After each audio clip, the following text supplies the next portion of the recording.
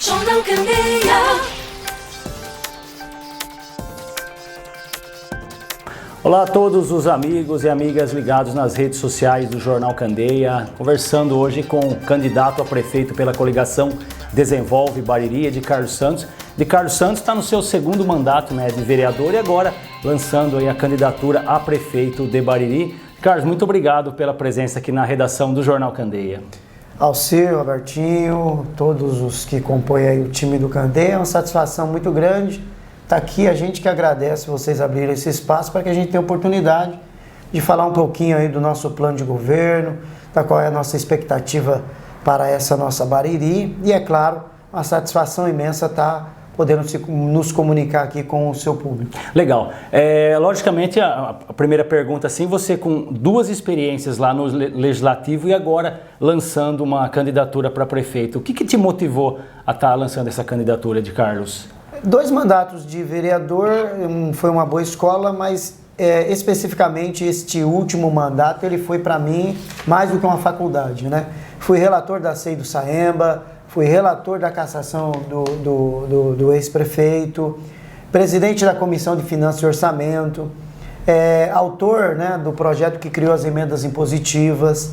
Tive um contato muito grande com as instituições, entidades Santa Casa e as demais instituições, e isso me fez entrar bem profundo no orçamento público e também perceber que muita coisa boa que poderia continuar, mas que também muita coisa deveria ser alterada. Nesse campo, a gente percebe que faltava o quê? Atualização, novas ideias, novas propostas. Somando com isso as parcerias, os amigos que eu tenho, como o Prado, que é um grande amigo meu, prefeito de Lençóis Paulista. Nós temos aí meu amigo Toninho, prefeito de Itapuí. E assim a gente foi, o Rui, que é o prefeito de Dois Córregos. A gente foi vendo algumas cidades que estavam sendo pujantes, retomada de crescimento, desenvolvimento, e quando a gente olhava para Bariri, a gente percebia que não tinha essa dinâmica. E aí eu também não conseguia ver isso nas propostas que estavam na mesa. Então, com base nisso, base na experiência no Legislativo, com base na experiência de conduzir 2 processos importantíssimos, e o aprendizado foi muito grande, como presidente de comissão da Finanças e Orçamento durante os 2 biênios, isso me deu uma escola e me fez ter um projeto muito grande. Somado a isso, Alcir e ouvintes, todo o meu trabalho, eu fiz uma dedicação exclusiva nesse mandato, eu me preparei, me organizei para isso, eu tive que organizar a minha vida para isso, tive que abrir mão de algumas coisas, e aí eu me organizei para estar todo o tempo como vereador mesmo. Então, de manhã, de tarde, de noite, escolas, centro de saúde, Santa Casa, na onde a população ia nos acionando. Isso me fez tomar o conhecimento da demanda. Então, por um lado, o meu exercício como vereador me fez conhecer profundamente as finanças do município e, do outro lado, a minha atuação como mandato ativo me fez conhecer as necessidades da população. De Carlos, a gente até teve contato com o plano de governo seu, é um plano de governo até bastante extenso, com o orçamento que a prefeitura dispõe no momento, é possível colocar as ações em prática ou demandaria um trabalho junto aí a convênios e parcerias com os governos, tanto estadual quanto federal? O básico nós precisamos fazer com o orçamento do município. Qualquer tipo de novo investimento, uma grande construção, igual nós temos 2 grandes projetos de construção no nosso plano de governo. Estas construções, sim, demandam de parcerias com o governo do estado e o governo federal, que, aliás, nós temos uma aliança muito grande. Eu estava com 10 deputados apoiando a minha candidatura. Na última semana, mais um deputado abriu apoio, mais um deputado federal abriu apoio à minha candidatura. Então, hoje nós temos 11 deputados, 5 deputados estaduais, 6 deputados federais que estão apoiando a minha candidatura ou se comprometendo com a cidade de Bariri. Além disso, nós temos o apoio que esteve presente, inclusive aqui na cidade de Bariri, está nas minhas redes sociais, que é o Roberto de Lucena, que ele é secretário do turismo, secretário estadual do turismo, além de ser deputado federal, e tem uma parceria com Bariri. Por isso, um dos projetos que nós temos, que é o Centro de Convenções, que nós não temos, é uma parceria que nós já estamos fazendo com o governo do estado, com o governador Tarcísio. Então, tem coisas que tem situações que tem que ser resolvida com investimento vindo de fora. Mas o básico, ele precisa ser feito com o orçamento do município. E o plano, ele é extenso porque ele teve envolvimento de muitas pessoas. Primeiro, o conhecimento da demanda ao longo de todo o período que eu fui tendo contato com a população e porque nós adiantamos, né?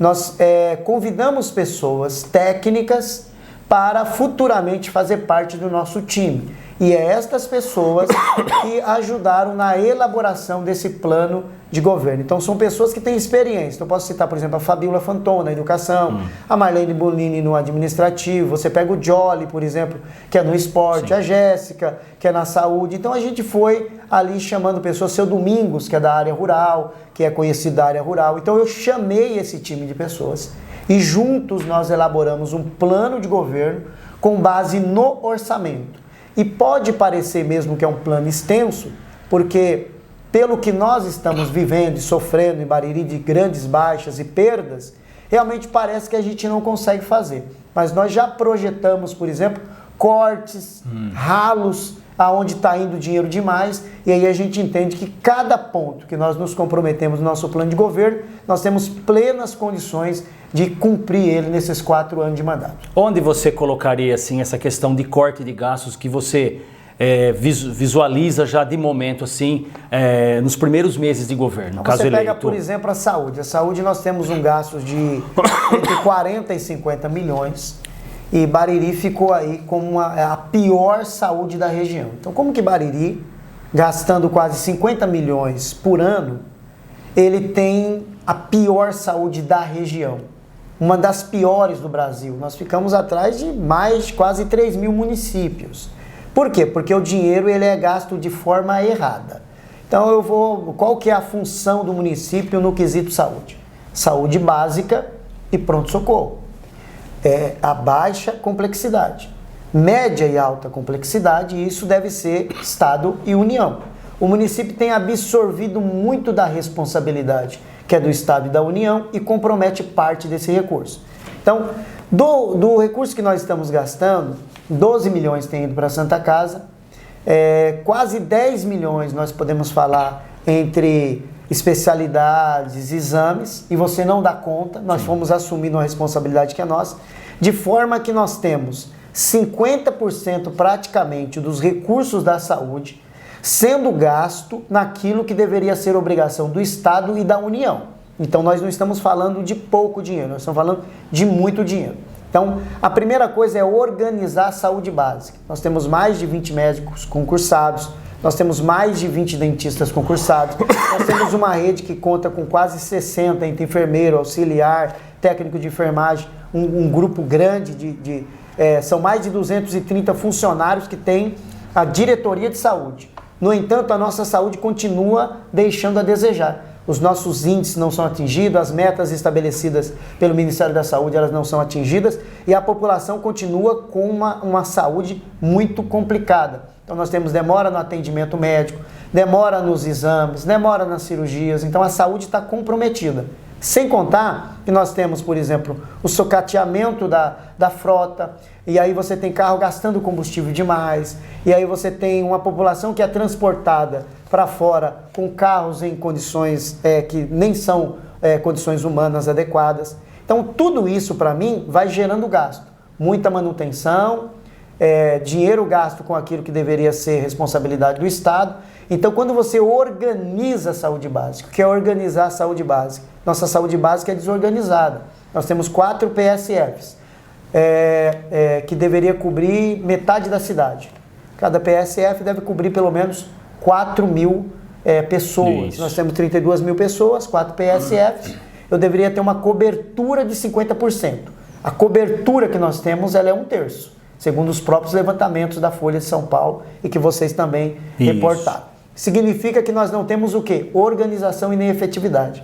Para mim, não é só a questão de ter dinheiro, é saber gastar o dinheiro. E para mim, a forma como está sendo gasto de maneira errada. Nós temos um número de faltas muito grande, então você paga o médico, demorou demais a consulta, o paciente não vai, eu estou gastando aquilo ali. Então eu estou demorando para atender o paciente já se curou ou já procurou um outro atendimento alternativo e aí aquela consulta foi paga. Então nós temos que eliminar o absenteísmo, que é a falta, nós temos que organizar o atendimento nos postos de saúde, nós temos que retomar o investimento na saúde básica e nós temos que cobrar do governo, do Estado e da União o que é a obrigação deles.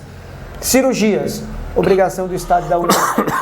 Exames, obrigação do Estado e da União. A gente tem que complementar. Esses exames mais, assim, elaborados, vamos colocar dessa forma, né? Quando você pega, por exemplo, tomografia. Não um hemograma, por exemplo, que é uma coisa mais simples, né? Hemograma é o médico, a saúde básica pede hemograma. Sim.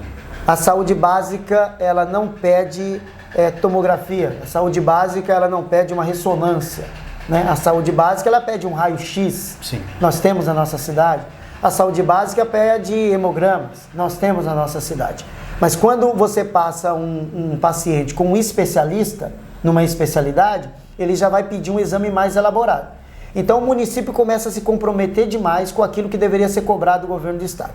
Então, meu ponto de vista, fazer um investimento na saúde básica, até porque qual que é o meu slogan e qual que é a proposta que nós temos para a saúde? Você será atendido pelo seu médico no seu posto de saúde. Então, qual que é a nossa ousadia? Qual que é a nossa dinâmica aqui? Você vai ser atendido pelo seu médico no seu posto de saúde. Então, isso aqui não demanda grandes investimentos. Isso aqui demanda organização. Então, a nossa ousadia na saúde é que o paciente seja atendido pelo médico e que este médico passe a acompanhar este paciente.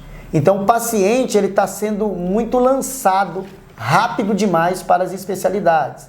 Isso pelo sistema que está todo comprometido. Nós precisamos retomar a saúde básica. Nós precisamos retomar a importância do médico clínico geral. Esse, para mim, é o principal profissional na linha de frente, na linha de combate de qualquer saúde. A saúde básica é a responsabilidade do município, então eu tenho que fortalecer. A valorização desse profissional tem que ser muito grande, porque é ele que vai dar a dinâmica de exames, é ele que vai dar a dinâmica de encaminhamentos, é ele que vai dar essa dinâmica de lançar para a média e alta complexidade. Então, o investimento pesado na saúde básica, o que hoje não está acontecendo. E depois o pronto-socorro.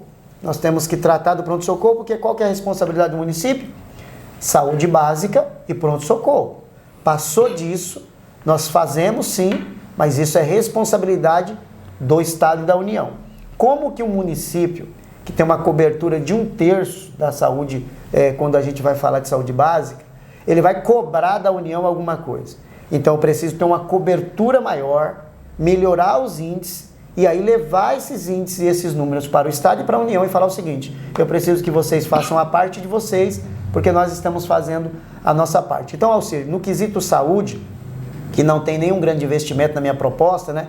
Se vocês leram aí, vocês percebeu que a ousadia, né? A grande desafio, né? A ousadia do nosso plano é que a população seja atendida no posto de saúde dele com o médico dele. E aí a gente tem toda uma dinâmica para isso, né?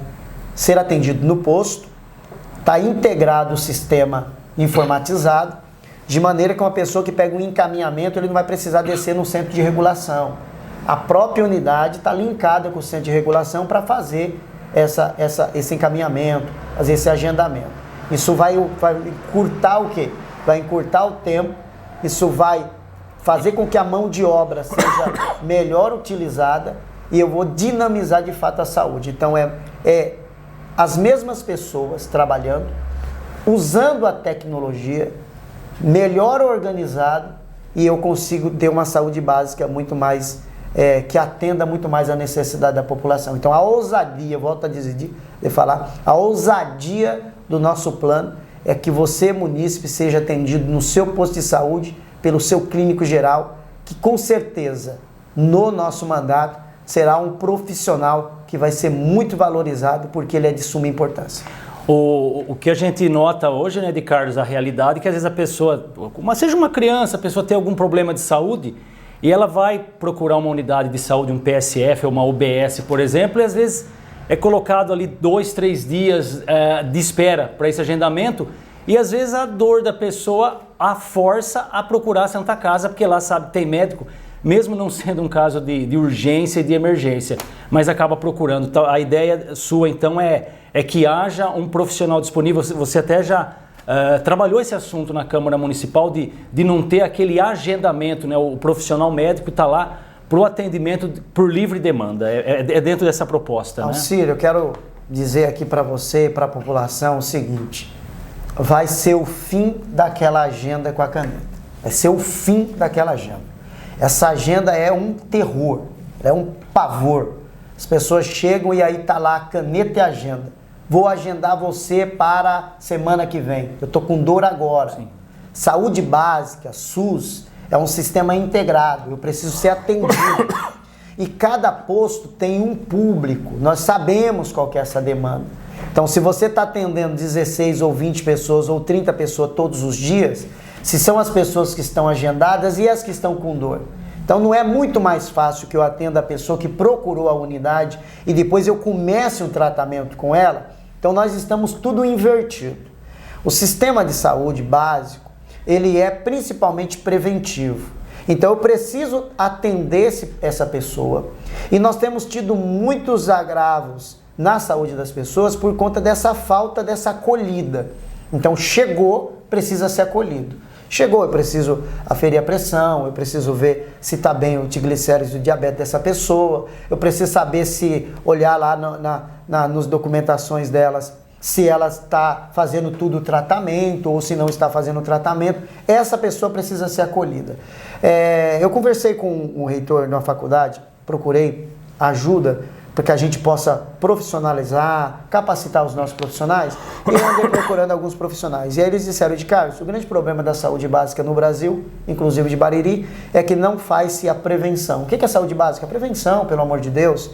Ele falou, nos Estados Unidos e Europa, a questão de morte por AVC é 12ª, 13ª causa. No Brasil é a primeira causa. E ele fala, isso acontece porque você não tem a prevenção. Tem um amigo meu, inclusive, que trabalha na feira, trabalhava, né, na feira, um grande amigo, e ele sofreu um AVC. Ele procurou um posto de saúde, ele demorou 2h30 para ser atendido. Depois que ele foi atendido, ele falou, isso aqui não dá, você vai ter que ir na Santa Casa. Ele foi para a Santa Casa, demorou mais umas 3 horas para ser atendido. Quando ele foi ser atendido, já tinha passado 8 horas, ele estava sofrendo um AVC. Quando ele chegou em Jaú, foi lá que eles identificaram que ele estava sofrendo um AVC. Mas aí ele ficou com todas as sequelas. Se as pessoas tivessem feito a prevenção desse meu amigo, ele estaria em perfeitas condições de saúde. Então, Alcírio, eu volto a dizer para a população, nós iremos fazer o maior investimento deste recurso na saúde básica. A população vai ser atendida na saúde básica, de maneira que dessa forma nós vamos também desafogar o pronto-socorro. A população precisa ser atendida lá no posto aonde ele mora, lá na casa dele. Tem um posto perto da casa dele, mas ele tem que sair e vir para Santa Casa. E aí a gente gera um outro gasto, porque às vezes ele não está bem, a ambulância tem que buscar, e depois a ambulância tem que levar. Então você imagina a economia, você está falando para mim de economia, você imagina que ao invés das ambulâncias que estão dando 100, 110 viagens por dia, que são em média 600 a 700 quilômetros por dia, olha o gasto aqui.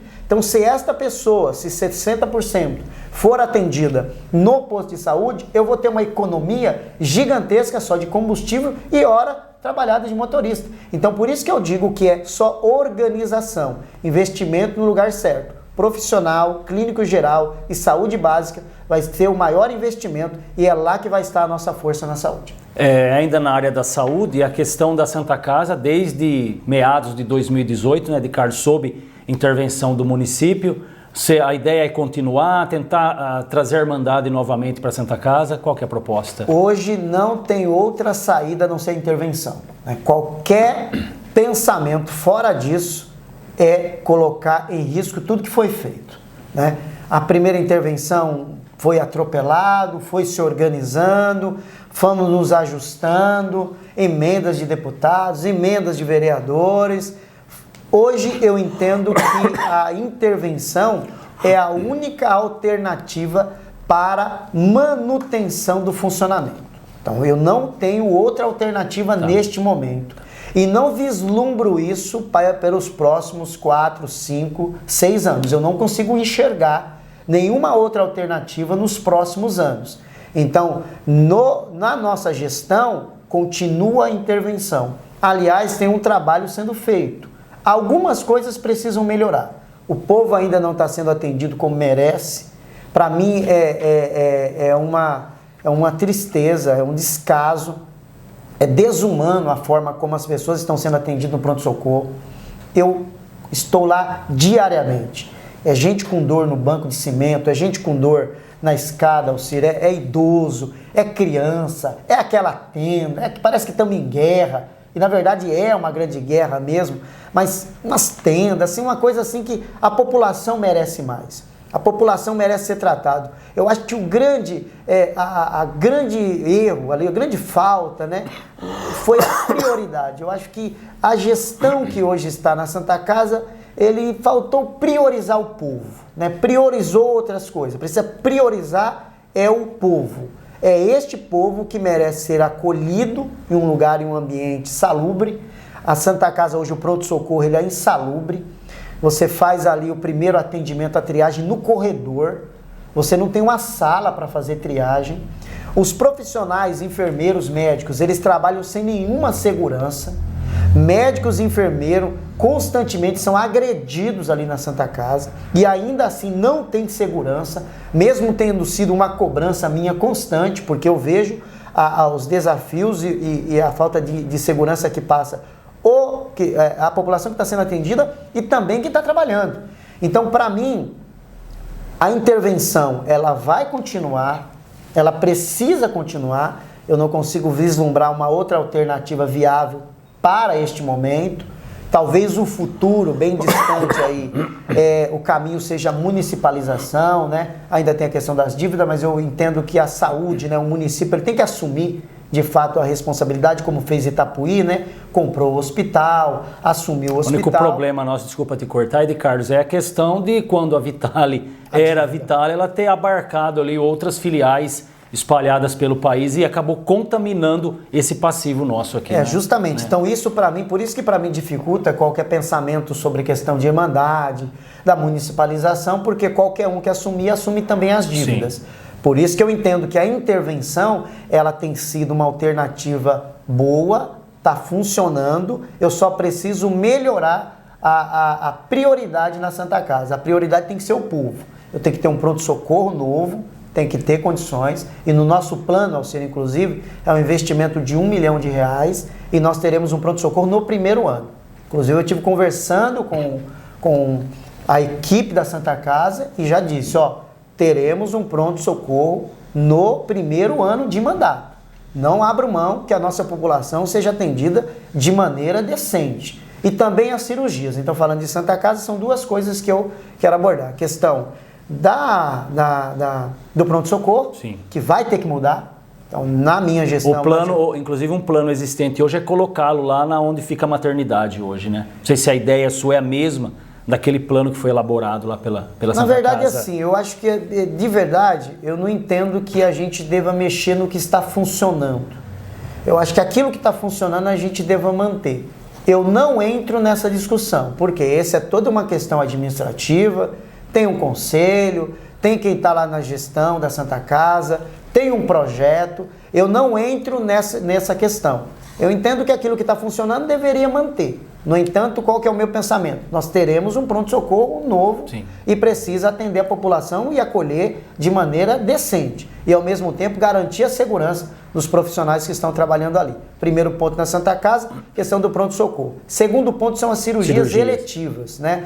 Já tem aquele pactuado pelo governo federal que o SUS repassa todo mês para a Santa Casa mais de 230 mil e entre este recurso está também a realização de cirurgias. No entanto, o governo do estado está pagando 3 vezes a tabela SUS para ser feita outras cirurgias. Então é necessário que a Santa Casa e toda a equipe se mobilize e que a gente possa zerar as cirurgias e quem sabe até começar a fazer cirurgias das cidades que são aí perto da gente, tornar-se uma referência, trazer mais recursos para a nossa Santa Casa, além do que nós teremos um raio-x digital, nós teremos um ultrassom, que o raio-x inclusive é comprado com emendas impositivas que nós colaboramos, vereadores, e aí eu tenho certeza que a gente pode transformar hoje a Santa Casa, que por muito tempo foi realmente um grande medo de fechar, a gente pode tornar a nossa Santa Casa também uma referência para essas pequenas cirurgias, tendo em vista que o governo do estado está fazendo um investimento pesado. Legal. Mudando um pouco de assunto agora, falamos bastante a respeito de saúde, né, de Carlos? O próprio slogan de vocês colocam como Desenvolve Bariri, e a gente pensa que esse desenvolve é na questão do desenvolvimento econômico, né? E o plano de governo de vocês fala na criação de um novo polo industrial na cidade. Onde que seria a constituição desse polo?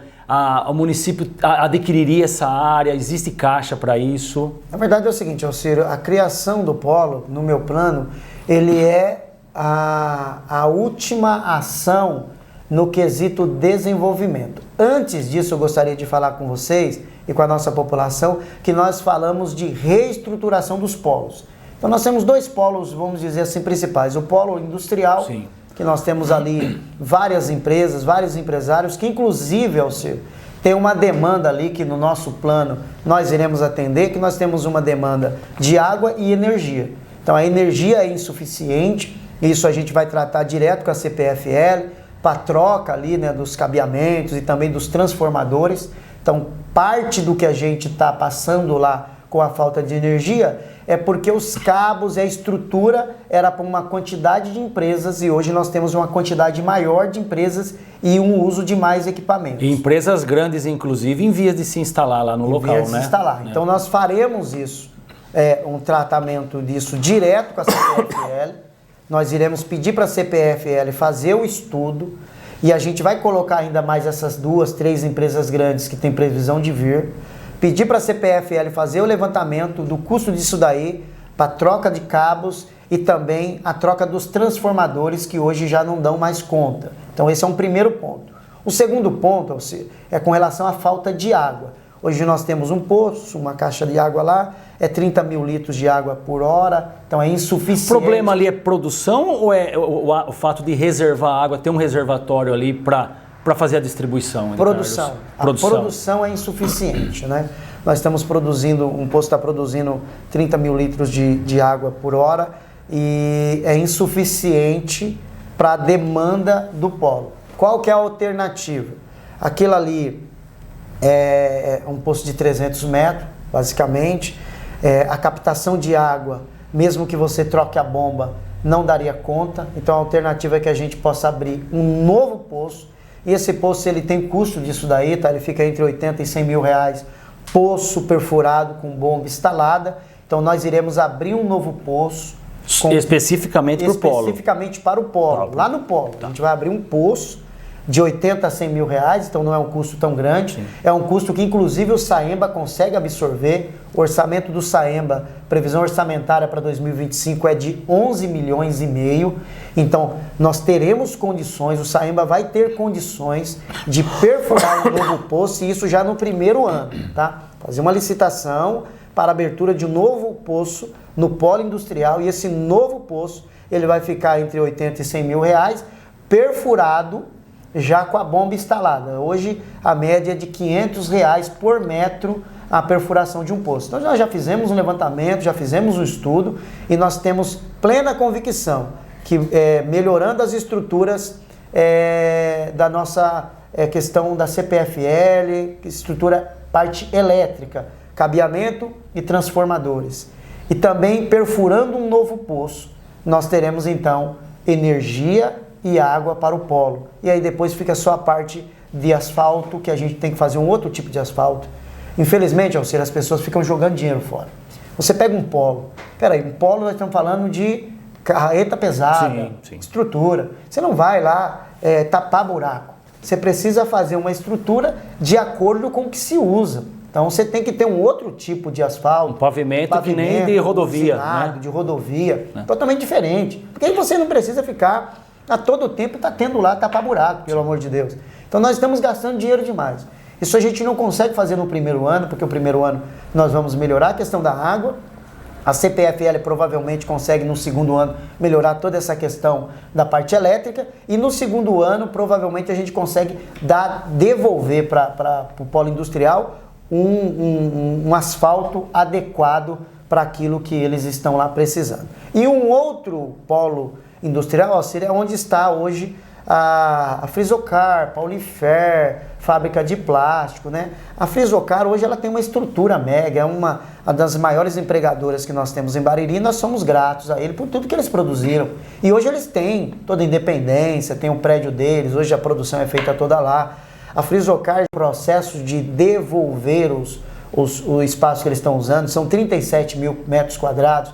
Aí nós temos a Paulifer que fechou há 8 anos, também está devolvendo seus barracões, e tem a fábrica de plástico que também está devolvendo uma parte. Só ali, Alcir, e em frente... Até passou pela Câmara, né, um fatiamento daquela área ali, né? Exatamente. Plástico ficou com uma parte e as outras ali... De volta para o município. Podemos fazer uma concessão futura, né? Isso, Alcir. Então nós teremos ali em frente à Frisocar, onde é estacionamento, aquilo também é uma área que pode ser construída barracão.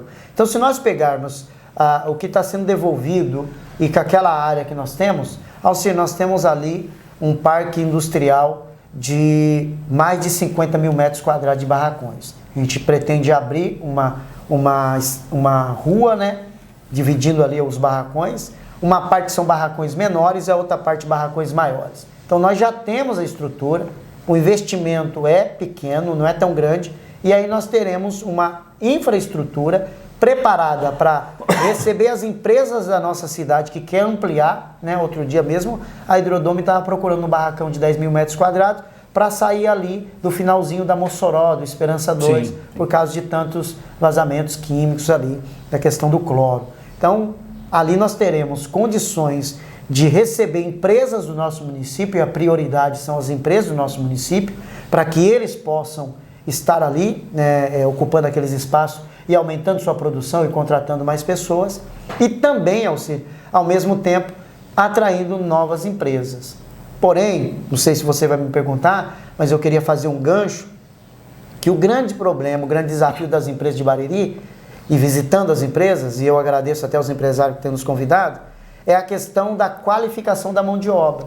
Então não é só gerar emprego, é treinar o nosso povo, capacitar a nossa população para que estes cargos que têm uma remuneração melhor, eles sejam ocupados pelo baririense. Um professor da ITEC, inclusive amigo meu, Leandro Janossi, ele me deu uma aula e ele me disse o seguinte: Ed Carlos, o que aumenta a renda de uma pessoa não é as horas extras, mas é a capacitação. Você pega uma pessoa que está trabalhando no chão da fábrica, ele faz uma capacitação, ele vai ser um operador de empilhadeira, ele vai operar uma injetora, ele vai ser um soldador, ele é um mecânico, ele é um eletricista. Então, essa capacitação, nós iremos fazer uma parceria com o Senac e Sebrae, e nós já temos a ETEC e o Senai. Então, eu só preciso potencializar, eu só preciso comprar os cursos de acordo com a demanda das empresas. Então você vai numa empresa, eles dizem, preciso de costureira. Vamos trazer o curso de costureira específico para tal máquina.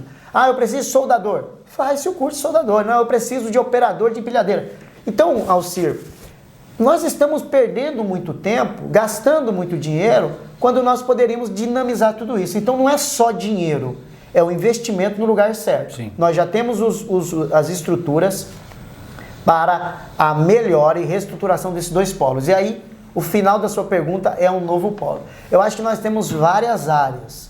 A questão é a prefeitura adquirir. Hoje nós conseguimos comprar aí 5, 6 alqueires por 3 milhões de reais. Então você tem que fazer um caixa para comprar essa terra. E depois dotá-la de infraestrutura também, e dotar de infraestrutura. Então, o novo polo é depois da reestruturação dos polos que nós temos. Então, essa é uma etapa final. Reestruturamos, foi ocupado, está faltando espaço, compraremos uma nova área, até porque a demanda de repente pode ser grande. E as novas licitações que serão feitas dos barracões, Alcir, nós iremos usar o dispositivo que tem numa lei de 1997, que é ao término do contrato, a empresa poderá comprar o barracão que ele está na concessão. Mudando novamente de assunto, né? Falamos de saúde, de desenvolvimento, agora da questão da educação, né, de Carlos. O Candeia, anualmente, ele sempre dá uma olhadinha no censo escolar lá, quando é feito o levantamento de matrículas. A gente vê que está, assim como as famílias não estão tendo tantos filhos, né, deu aquela estacionada, né, até se projetando aí a diminuição da população brasileira dentro de alguns anos ali. E a gente não vislumbra a necessidade de construção de novas unidades escolares, né?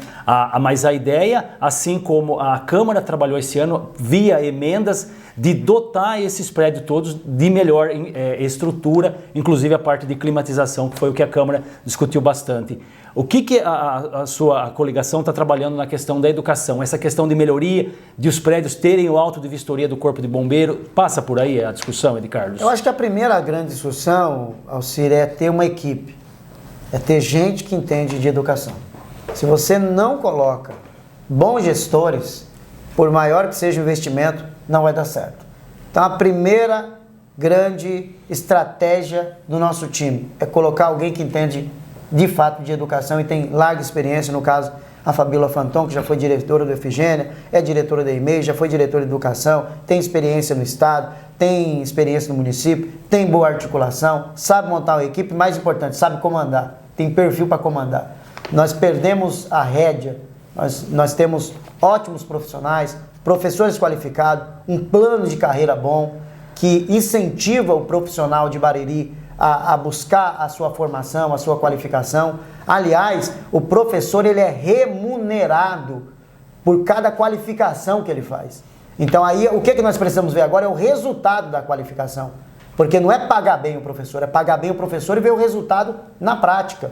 Então primeiro, tem alguém que comanda, e nós teremos isso, os professores e as suas especializações serem respeitadas. Então tem um plano de carreira, é uma lei, ninguém está descumprindo lei nenhuma, ele tem esse benefício, a gente tem que pagar. Só que recebe muitas vezes judicialmente, né? Não sei o que você pensa a respeito disso, nós vamos de tentar eliminar e resolver de forma administrativa, porque ou modifica a lei ou cumpre a lei. Não, nós não precisa modificar a lei, eu acho que as alterações que foram feitas já é o suficiente. Aquele interstício entre uma progressão e outra. Hoje são 23 anos para você conseguir concluir todo esses benefícios do plano de carreira. Então o plano tá bom. É que lá atrás teve alguns erros graves lá atrás. Então lá atrás errou. Mas já consertaram, o plano já está apto. Nós não poderemos punir os novos professores que vão entrar por conta de erros cometidos lá atrás. Então nós vamos absorver um pouco ainda daquele impacto lá de trás e a gente tem que valorizar o profissional. Eu sou a favor de valorizar. Não é porque é da minha área, não é porque meu filho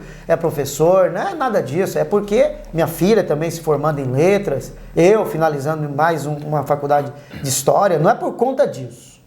É por conta que o profissional ele tem que ser valorizado.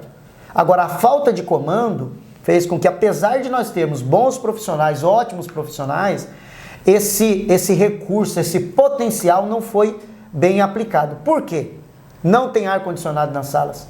Sofremos com a temperatura. Às vezes o próprio bebedor não tem. As estruturas, janelas quebradas, cortinas rasgadas.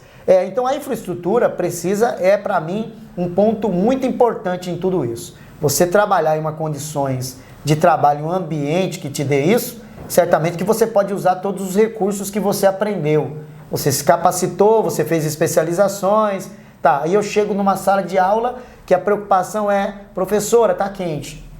Professora, não dá para ficar na sala. Professor, o sol tá pegando aqui. Ah, a cortina não tem, não vem. Ah, giz, falta. Até briga por causa de café. Então, quer dizer, como que um profissional ele vai ter condições de aplicar todo o conhecimento dele, sendo que tem várias coisas atrapalhando o desenvolvimento da sua atividade, principalmente na infraestrutura. E nós perdemos, viu, Alcir?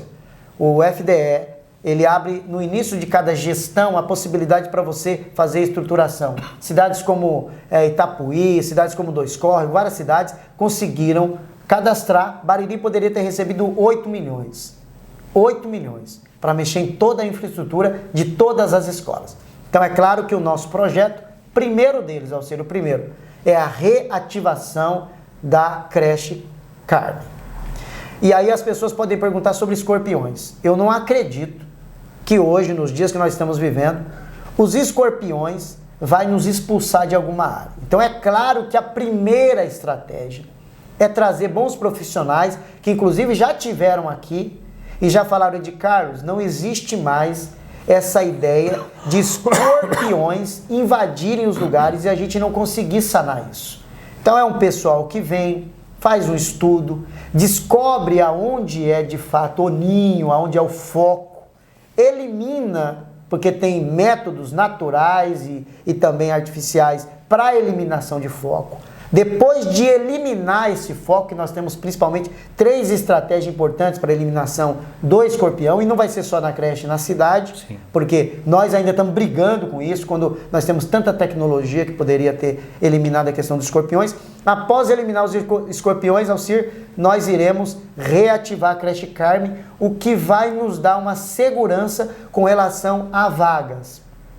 Então por quê? Porque as creches estão abarrotadas, as ADIs têm que trabalhar... E aí você manteria o Espaço Amigo 1, onde hoje funciona a creche Carmen, como uma unidade da educação ou do social? Não, ela continuará daquela mesma maneira. Então as profissionais que estão hoje trabalhando lá na creche Carmen, fiquem tranquilas que nós não iremos tirar vocês daí. Porque existe uma demanda, tem uma necessidade, tem pessoas na lista de espera para vaga em creche. E aí eu tenho uma creche fechada. Então você reativa a creche, absorve a demanda e talvez a gente vai ter até folga, o que vai dar para a gente uma condição melhor. E a gente mantém a creche onde está hoje no Espaço Amigo funcionando da maneira que está lá, inclusive fazendo as adequações que a Dani, que é a diretora de lá, tem solicitado. Então elas não sairão de lá, continuarão lá, mas nós reativaremos a creche Carmen. Precisa de um investimento, é claro, mas a educação tem um orçamento de 70 milhões. Sim. Se a gente gasta 30 milhões, 32 milhões com os professores, né, com pagamento de salário, a gente ainda tem 30 milhões, que é merenda, nós temos transporte, então acaba tendo recurso. É que o recurso não está sendo empregado da maneira correta. Então, com relação à educação, nós temos no nosso plano de governo colocar ar-condicionado em todas as salas no segundo ano de mandato. A gente não consegue fazer isso no primeiro, mas a Câmara já ajudou bastante, provavelmente, sendo eleito, vou pedir para que os vereadores ajudem mais, porque aí eles vão facilitar o nosso trabalho no segundo mandato, no segundo ano de mandato, e aí a gente coloca ar-condicionado em todas as salas, que não é também um absurdo. Os vereadores conseguiram atender 9 unidades, então nós conseguiremos atender com facilidade. Mas no primeiro ano, nós teremos câmeras e monitoramento em todas as escolas, que é a nossa proposta. Então, além da infraestrutura, que nós temos a creche Carmen, depois a creche Raquel, a creche Marina.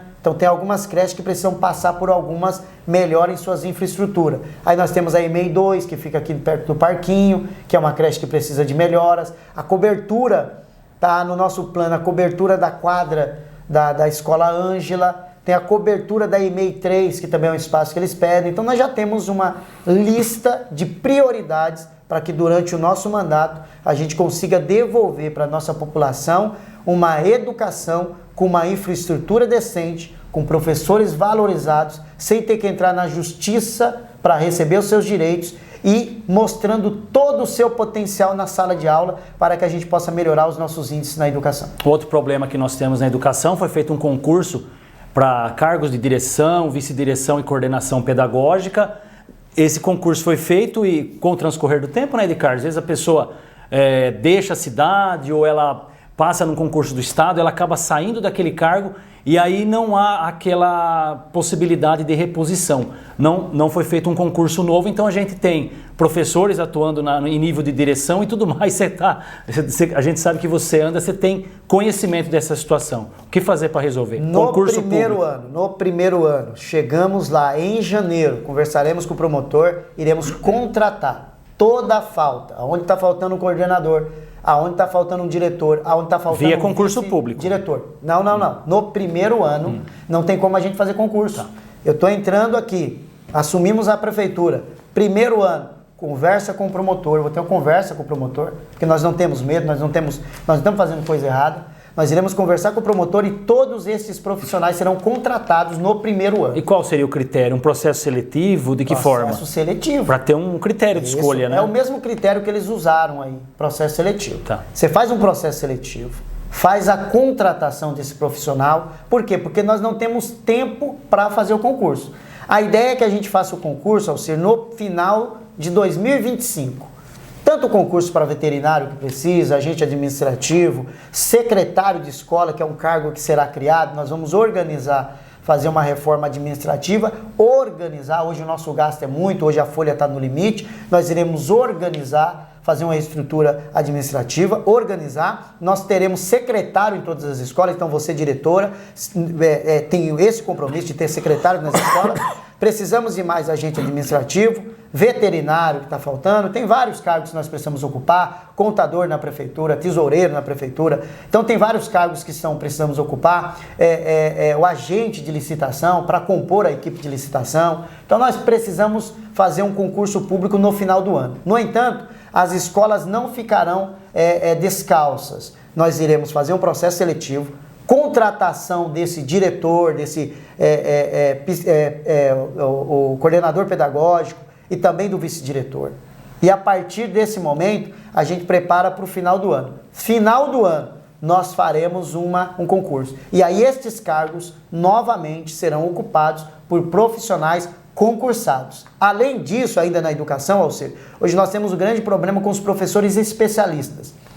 O Ministério Público já pediu para eliminar os contratos.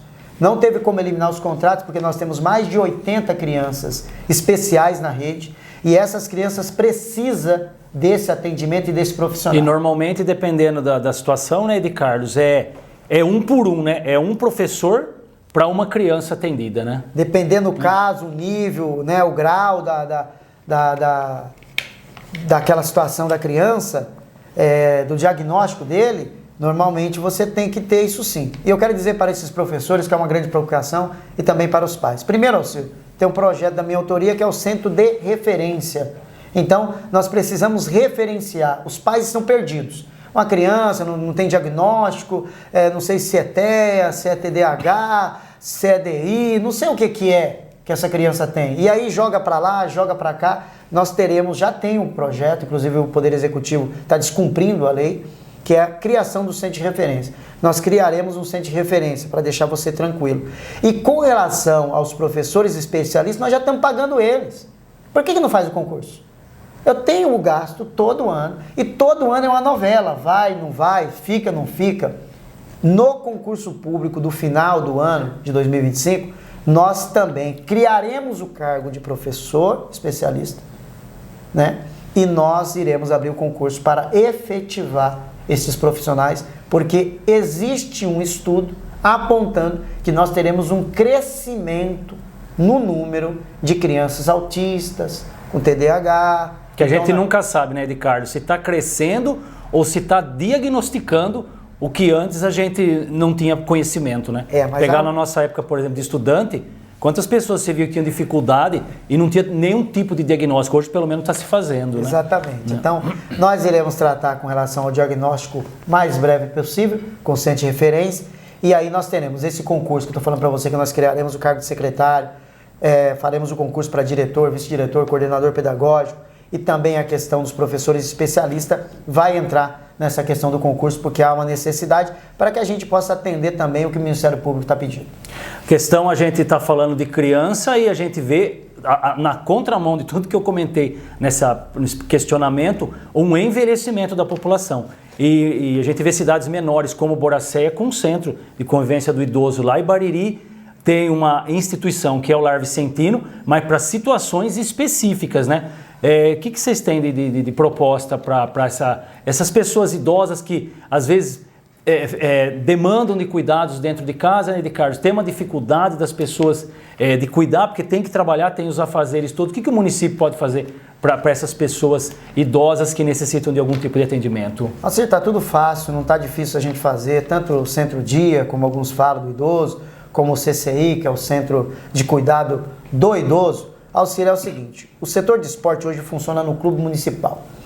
O setor de esporte, na nossa gestão, ele vai ser transferido para a Praça da Juventude CSU. Inclusive, nós vamos ter iluminação de LED lá naquela região, porque lá nós temos quadra, nós temos campo society, nós temos campo de areia, nós temos os campos de futebol de campo, então nós temos uma estrutura muito boa. Precisa o quê? Reforma. Então, iluminação de LED, deixar aquilo como um dia, melhorar os vestiários, habilitar para funcionar a lanchonete ali, que desabilitaram, nós vamos habilitar para funcionar, e ali será o setor de esporte. O setor de esporte vai funcionar ali das 8 às 10 da noite. Qualquer pessoa que chegar e quiser qualquer prática esporte vai deixar o documento e vai pegar a bola ou o item esportivo que ele precisa para praticar o esporte. Então será transferido o setor de esporte para a Praça da Juventude CSU, que é o maior parque que nós temos para práticas esportivas. E aí o clube municipal vai ser o centro-dia do idoso. Nós temos piscina para a gente fazer a hidroginástica, nós temos o salão social, que você pode ter dama, crochê, dança, ginástica. Nós temos já ali a bote, que precisa ser reformado, e também já temos os nossos amigos idosos lá que estão lá jogando baralho. Então, o clube municipal vai ser o centro-dia do idoso. A quadra continua, eles também podem usar, mas a gente usa nos campeonatos, mas o clube municipal vai ser transformado no centro-dia do idoso. Só não conseguiria uma alimentação, por exemplo, ali, né? Consegue, porque lá nós temos condição, porque lá tem todo o aparato para isso. Inclusive, já andei falando até com umas cozinheiras do município, falando, nós estando lá, eu gostaria que você estivesse lá, e tem algumas muito animadas com isso. Então, nós teremos sim um centro-dia do idoso, vai ser no clube municipal. E isso vai passar por um processinho de reforma, nós conseguiremos já ter o centro-dia no início de 2026. No segundo ano, nós já inauguraremos o centro-dia do idoso. Tem toda a estrutura, nós só precisamos ver o formato, se nós terceirizamos ou se a gente consegue com a nossa mão de obra dar conta. Isso aí é só um detalhe, mas nós teremos o centro-dia do idoso no clube municipal, porque o serviço de esporte, a diretoria de esporte vai passar para CSU e Praça da Juventude. Ser uma oportunidade na Câmara, Ricardo, você defendeu fazer uma concessão de uso, né? Por exemplo, para o Arrudão, para o Filengão. É possível colocar isso em prática? Com certeza, eu acho que os maiores parceiros, Arrudão, Filengão, assim como tem o Quilombo, tem várias instituições, a ABLA que está ali nesse processo que eu gostaria muito de reativar, não queria que a ABLA encerrasse suas atividades. Então todas essas instituições, elas ocupam espaços públicos, mas de fato ela não tem concessão. Então tá lá o Arrudão com aquele baita projeto, baita potencial, e eu precisava o quê? Dar concessão para eles. Você melhora o clube, espaço, estrutura física, e depois você dá concessão, que aí eles podem fazer ali o que eles quiserem dentro daquilo que foi programado. Assim também no Filengão, no Arrudão, o Quilombo e todas as instituições. Hoje começando ali no tiro de guerra e no kart, e assim para mim, eu acho que fica muito mais fácil essa questão de você conceder o espaço para que essas instituições possam desenvolver as atividades que, de certa maneira, ela acaba assumindo aquilo que seria a responsabilidade do município. Questão de meio ambiente, Ricardo, o maior problema de Bariri hoje é a questão do aterro, né? A gente tem com a questão do resíduo sólido, aí do lixo, a gente efetua 3 pagamentos por 3 serviços diferentes, né? Coleta casa a casa, serviço de transbordo e a destinação final. E a gente tem uma área entre Bariri e Bocaina, faz muito tempo no governo do Dito Mazzotti, foi adquirida e até hoje não colocada em prática. A proposta de vocês para viabilizar essa área? Conversei com o Sinclair, que inclusive é quem cuidou de toda essa parte, perguntei para o Sinclair, a minha pergunta foi a seguinte: quanto que você vai precisar e em quanto tempo você habilita o nosso aterro? Ele falou, de Carlos, eu preciso de 1,5 milhão e a gente precisa de 8 meses para habilitar. O Sinclair, um ótimo profissional, conseguiu todas as certificações, nós temos autorização da CETESB e tem habilitado para funcionar, nós só precisamos criar a infraestrutura, cercar em volta, fazer uma gurita de entrada e saída, e aí você pode fazer o chamamento público ou a licitação para que uma empresa venha para operar. Nós não temos profissionais hoje para operar esse aterro, mas a gente faz uma licitação e uma empresa vem operar. Hoje nós estamos gastando em média 5 milhões com tudo isso que você falou, coleta do lixo, transbordo e destino final. Com a habilitação desse aterro, nós não vamos gastar mais nem com transbordo e nem com destino final. Nós teremos uma economia de 3 milhões. Quando você começa a falar para mim onde você vai arrumar dinheiro, a gente começa a arrumar dinheiro aqui. Esse recurso que o Sinclair precisa, que o setor de meio ambiente precisa para habilitar o aterro, é o dinheiro que a gente gasta. Eu até fiz uma conta com ele. Se a gente gasta 5 milhões no ano e eu antecipo o pagamento de dezembro, novembro, outubro, setembro e agosto e te entrego na sua mão, você consegue habilitar, significa que eu vou gastar o mesmo dinheiro que eu gastaria, no entanto eu só antecipei pagamentos. Tem um compromisso com o Sinclair de, entrando, a nossa prioridade é fazer com que este recurso vá para o setor de meio ambiente e que o aterro seja habilitado. Por isso eu posso dizer para você, Sinclair, que no primeiro ano do nosso mandato, o aterro vai ser habilitado e nós teremos uma economia de 3 milhões em 2026, 3 milhões em 2027, 3 milhões em 2028. Só aqui eu tenho 9 milhões para fazer várias coisas, sem contar que a empresa que vencer a licitação, sei lá qual ela que vai ser, ganhando a licitação, o ICMS, tudo que tem de imposto, será devolvido para Bariri, porque ali será uma matriz. De Carlos, eu vou colocar uma questão aqui para você responder rapidamente, depois para suas considerações finais. Questão do turismo, né? Mas faz governos e governos atrás que se fala da inserção de Bariri no turismo e efetivamente nós não tivemos muitos avanços, assim. Proposta de vocês para a proposta nossa está linkada com o secretário do turismo, Roberto de Lucena, que esteve em Bariri, assumiu o compromisso com Bariri. E eu vou falar rapidamente para você. No Manancial São Luís, já teve profissionais, e eu tive com profissionais, nós temos no plano diretor do turismo de Bariri, está no plano diretor de turismo de Bariri, é um documento aprovado pela Câmara, que foi feito pelo Conselho, junto com o Senac, tem no plano diretor do turismo de Bariri, tem um parque ecológico no Manancial São Luís. Eu estive falando com os profissionais, eles falaram de Carlos, a gente consegue em 1 ano e meio dar um parque para Bariri, com tirolesa, pedalinho. Então, nós teremos um parque no Manancial São Luís, porque hoje nós não estamos usando aquela água por causa do Poço Profundo, que foi uma conquista, inclusive, do deputado parceiro nosso, Ricardo Madalena. Teremos um parque ecológico no Manancial São Luís no 2º ano de mandato. Iremos fazer também, se claro, isso na iniciativa privada, sem dinheiro público. Então, nisso não tem dinheiro público. É a iniciativa privada que vai lá, faz o parque e depois cobra a entrada. Sim, tá? Sim. No lago, nós iremos reestruturar o lago, fazer banheiros para a população. Aliás, nós já temos a estrutura lá, é só utilizar a estrutura, que é uma das reclamações principais, que é banheiro. E nós tentaremos também uma parceria público-privada, para de repente colocar pedalinho também, quem sabe colocar tirolesa, tem espaço para isso e dinamiza a questão da população. E aí, no nosso plano, no ponto turístico, está a questão da revitalização da Praça Matriz. No 3º ano, né, a cidade de Bocaina revitalizou 3 praças. Por que a gente não consegue revitalizar a nossa praça? Está no 3º ano, porque vai ser um investimento grande. Então, desses recursos que eu estou falando para você, que nós temos a economia, nós vamos também fazer parceria com o Ministério do Turismo e com a Secretaria do Turismo, e nós iremos revitalizar a nossa praça. Devolver a graça, a beleza da nossa praça, que é imponente, importante, para visitações. E aí, Alcir, falando ainda de turismo, nós temos sempre aquela parte que as pessoas falam que não são utilizadas, que é do Rio Tietê. Indo em direção ao Tietê, pelo Garotinho, Romero, nós temos uma conversa já com os proprietários.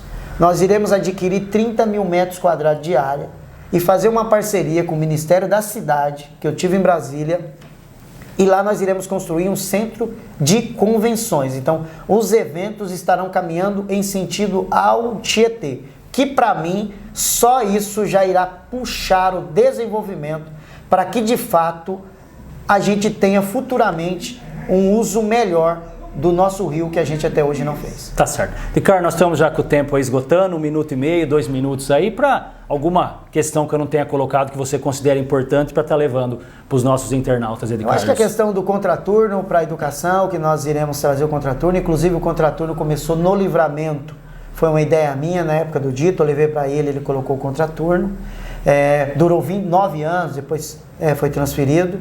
Então nós traremos de volta o contraturno. Essa idade das EMEIs ou pouco adiante também? A idade das EMEIs, que é de 4 anos para cima, né? Porque o da creche já fica integral, né? Isso, de 4 anos. Então nós teremos o contraturno para cima de 4 anos, que é uma grande demanda, preocupação dos pais. Moradia, nós temos 2 projetos para moradia. Entrega de terrenos, que é igual Lençóis Paulistas, né? Lençóis Paulistas, eles pegam as áreas que nós temos em áreas, em bairros populares, são áreas da prefeitura, você urbaniza eles e devolve para a população. Os lotes urbanizados. Os lotes já são urbanizados, você só tem que dividir, dividir as matrículas, devolver para a população. Nós faremos isso no primeiro ano, 300 lotes, para que a pessoa possa construir. E já estamos em conversa com 2 áreas, que a gente estando lá, no 3º ano, a gente comprar 5 alqueires de terra, que seria para a construção de 300 casas do CDHU.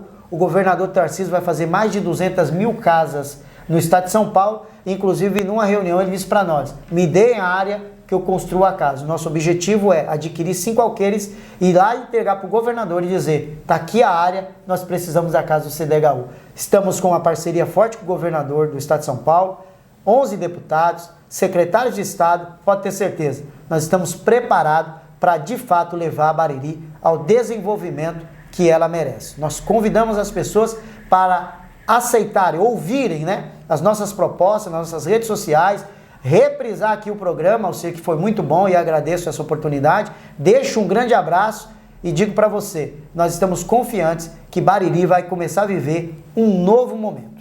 Legal. Muito obrigado ao Edi Carlos por ter comparecido aqui à redação, né, do Jornal Candeia.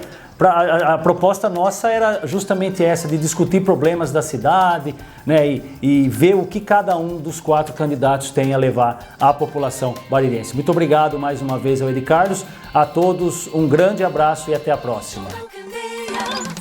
Informação na sua vida.